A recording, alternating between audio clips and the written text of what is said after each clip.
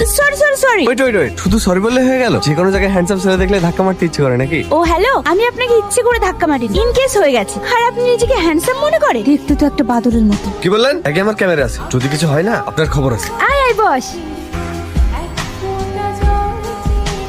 High, আমি প্রিয়া, আমার পাশে আছে পূজা, তার পাশে আছে তুহিনা এবং অনিমা। এই প্রিয়া, দেখেছিস এই বাদলগুলো এখানেও আমাদের পিছন পিছন চলে এসেছে? কিভাবে দেখছে দেখ, নিশ্চয়ই আমাদের নিয়ে তামাশা করছে। দাঁড়া, আপনার কি ব্যাপার বলুন তো? আপনি আমাদের পেছন পেছন এখানেও চলে এসেছেন? ম্যাডাম, আমরা তো এদিকেই ঘুরতে এসেছি, আপনি আমাদের রাস্তায় ঢুকে গেছেন। তাহলে বারবার আমার দিকে কেন তাকাচ্ছে? কারণ তুমি বারবার পিছনে ফিরছো, আমি ভাবছি তুমি আমায় ফেলো করছো। ও তাহলে ঠিক আছে, ঘোরেন।